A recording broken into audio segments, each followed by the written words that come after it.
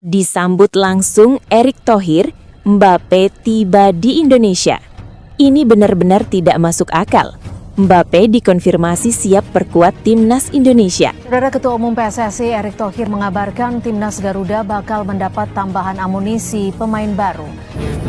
Aturan FIFA menjelaskan setiap negara boleh menaturalisasi semua pemain. Pelatih Timnas Indonesia John Hartman telah kembali dari Eropa. Di benua biru, ia melakukan pemantauan terhadap para pemain diaspora tim berjulukan Garuda itu. Pelatih Timnas Indonesia John Hartman telah kembali dari Eropa. Ini benar-benar sangat mengejutkan. Mbappe resmi gabung Timnas. Erick Thohir resmi umumkan pemain naturalisasi baru Mbappe. Mbappe berjanji siap tampil di FIFA Series dan Piala AFF. Senang presiden, coba lagi. Bikin program lagi lebih agresif. Ini sepak bola penting, karena sepak bola adalah harga diri bangsa dan rakyat Indonesia. Vous accompagner dans cette mission, toi et Antoine. Oui, j'ai parlé avec Antoine parce qu'il était... Di mana darah keturunan Indonesia Mbappe berasal dari keluarga sang ayah. Nenek Mbappe merupakan asli 100% asli Indonesia dan bertempat tinggal di Surabaya. Timnas Indonesia berpotensi besar mendapatkan tambahan amunisi dari jalur naturalisasi dalam waktu dekat. Sosok yang dimaksud adalah mesin assist ex-kasta teratas Eropa yang kini tinggal menunggu waktu untuk memenuhi syarat FIFA demi memperkuat skuad Garuda. Era baru Timnas Indonesia di bawah komando John Hartman membawa angin segar dalam strategi penguatan tim nasional. Pelatih asal Inggris itu secara terbuka menegaskan bahwa pintu skuad Garuda selalu terbuka bagi pemain naturalisasi berkualitas demi mendongkrak prestasi di level internasional. Melanjutkan fondasi yang dibangun sejak era Shin Tae-yong hingga Patrick Kluivert, Hartman menyadari ketatnya persaingan global. Ia menilai Indonesia membutuhkan materi pemain yang terbiasa bersaing di kompetisi berintensitas tinggi. Dalam sesi jumpa pers perdananya, Hartman menekankan pentingnya kecerdasan taktik dalam sepak bola. Menurutnya, pengalaman bermain di level elit menjadi pembeda utama di panggung dunia. Untuk bisa bersaing di panggung dunia, Anda membutuhkan pemain level 1 dan 2, pemain yang bermain di 5 liga top dunia, ujar Hartman. Anda butuh pemain yang sudah merasakan intensitas dan kecerdasan taktik sepak bola dunia, serta sepak bola internasional. Lanjutnya, mantan pelatih Timnas Kanada itu menambahkan bahwa ia selalu tertarik pada pemain dengan kisah karir yang kuat. Baginya, rekam jejak di level tertinggi adalah bukti paling jujur dari kualitas seorang pesepak bola. Di tengah radar Hartman yang menyisir talenta diaspora Eropa, muncul opsi menarik dari kompetisi domestik. Nama Taisei Marakawa mencuat sebagai kandidat potensial yang bisa menjadi senjata rahasia Timnas Indonesia. Wacana penambahan amunisi bagi Timnas Indonesia melalui jalur naturalisasi kembali menjadi sorotan di era kepelatihan John Hartman. Salah satu nama yang mulai ramai dibicarakan adalah sosok striker muda berdarah Indonesia yang kini berkembang di Eropa bersama klub Belgia KRC Genk. Pemain tersebut adalah Robin Mirosila, talenta usia 19 tahun yang tengah membangun reputasi di kompetisi level tinggi. Kehadirannya menjadi menarik karena selain memiliki pengalaman bermain di Eropa, ia juga disebut memiliki garis keturunan Indonesia dari pihak keluarga. Penyerang muda ini tampil cukup menjanjikan bersama Genk. Klubnya bahkan memberikan kontrak jangka panjang hingga 30 Juni 2030 sebagai bukti kepercayaan terhadap potensinya. Pada usia yang relatif muda, ia sudah mampu menembus tim utama dan mencatatkan 12 penampilan di Liga Belgia, disertai kontribusi 1 gol dan 1 assist. Tak berhenti di level domestik, ia juga pernah merasakan atmosfer kompetisi antar klub Eropa. Mirosila mencatat 2 penampilan di Liga Eropa dengan total waktu bermain 34 menit. Pengalaman tersebut menjadi indikator kualitas sekaligus mental bertandingnya di panggung internasional. Situasi ini membuat namanya dianggap layak dipertimbangkan sebagai opsi naturalisasi Timnas Indonesia menjelang agenda FIFA Series 2026.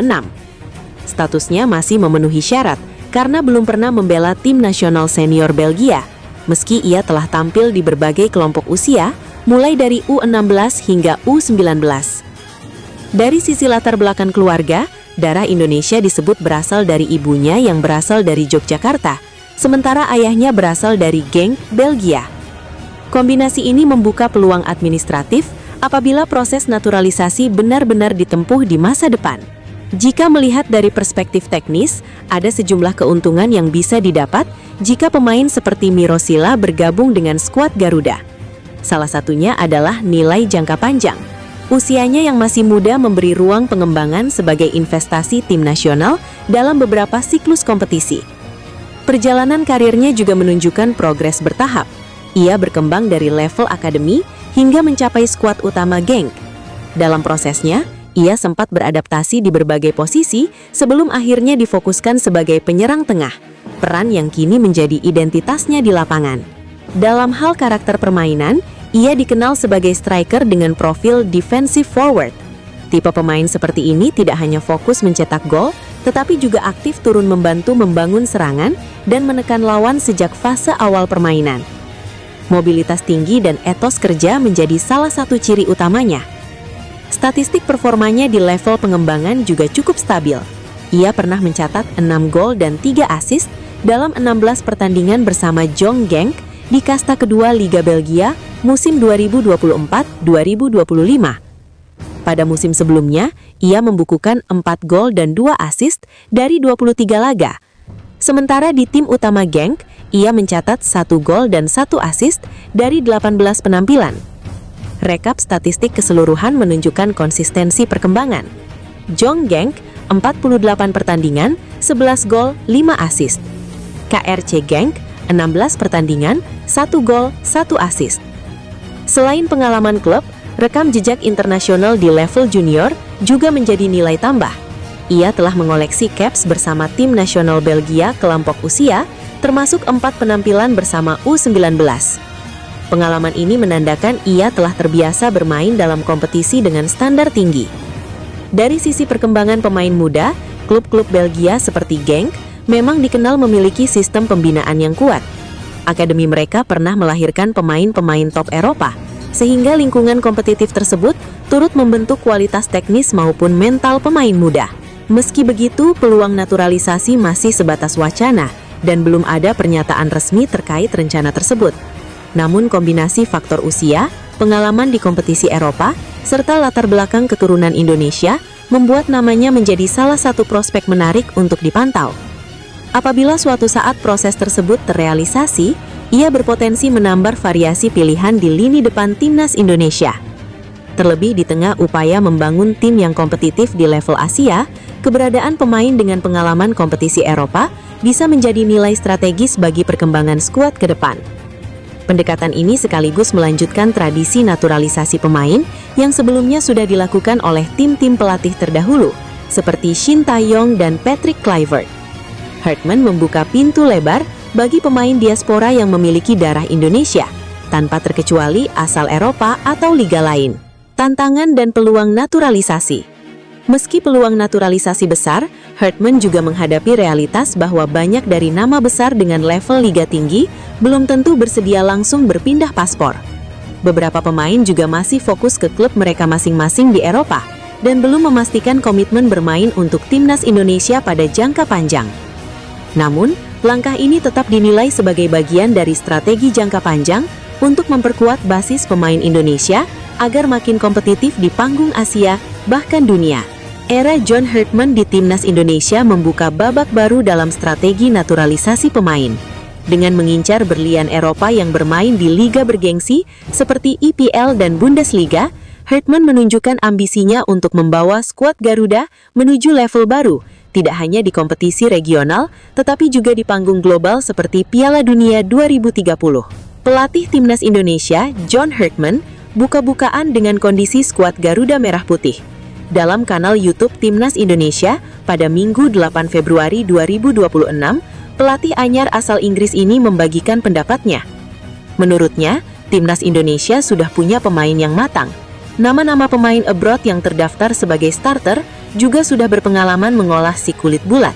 Bahkan ketika disandingkan dengan klub besar Asia lainnya, Indonesia masih terhitung cukup bagus. Pemain tier 1 dan 2 kita ada di posisi keempat atau kelima AFC, jelas Hartman. Ketika mendapat pertanyaan terkait alasan kegagalan masuk ke kompetisi Piala Dunia, Hartman akhirnya buka suara. Menurutnya, pemain timnas Indonesia masih belum punya chemistry yang baik. Bagi Hartman, kualitas pemain sudah bagus. Hanya saja tiap pemain tidak punya waktu untuk saling mengenal dan memahami bagaimana peta tim berjalan. Mereka tidak punya waktu untuk membangun koneksi, padahal hal ini bisa sangat membantu saat momen sulit di lapangan. Pendapat Hartman tentang kondisi skuad timnas Indonesia selaras dengan pengamat sepak bola Asia. Berdasarkan data yang FIFA miliki, tim dengan persiapan yang lebih panjang cenderung lebih baik di segi taktik, mental, dan koordinasi lapangan. Laporan dari FIFA Technical Study Group ini menjadi landasan evaluasi Hartman. Ia harap waktu yang saat ini dimiliki untuk melatih timnas Indonesia bisa meningkatkan kekurangan skuad merah putih di bagian tersebut.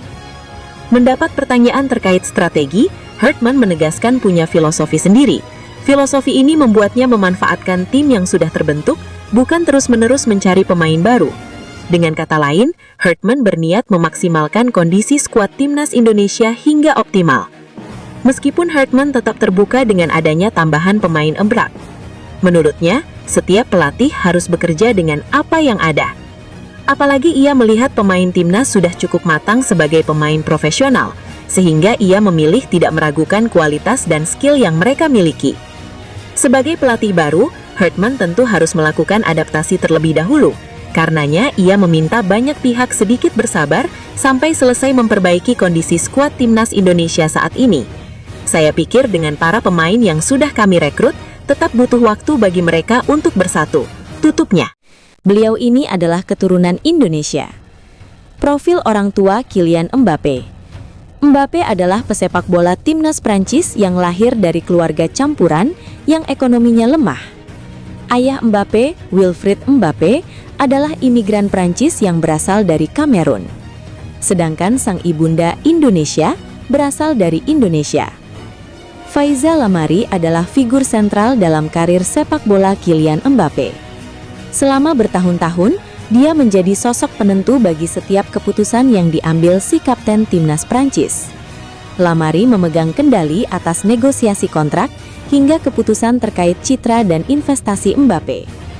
Kylian Mbappé lahir dari pasangan Wilfried Mbappé dan Faiza Lamari. Selain punya kakak angkat, dia juga memiliki satu adik kandung bernama Ethan Mbappé. Mereka berdua sama-sama meniti karir menjadi pesepak bola. Mbappé melejit bersama Monaco, Paris Saint-Germain, PSG, dan sekarang bermain untuk Real Madrid. Adapun Ethan memulai perjalanan bersama PSG sebelum merapat ke Lille. Sang kapten timnas Prancis memang hanya punya satu adik, tapi ada kabar yang menyebut dirinya memiliki satu saudara lagi di Indonesia. Tunggu dulu, jangan terlalu cepat percaya dengan berita tersebut. Fakta sesungguhnya adalah seorang anak asal Indonesia jadi viral gara-gara berwajah mirip seperti Mbappé. Dari warna kulit, bentuk muka, mata, hingga senyuman dia sangat identik dengan bomber andalan Real Madrid. Bocah SMP itu pun disebut netizen sebagai adik Mbappé asal Indonesia. Dunia mengenal Mbappé sebagai pesepak bola top dari Eropa.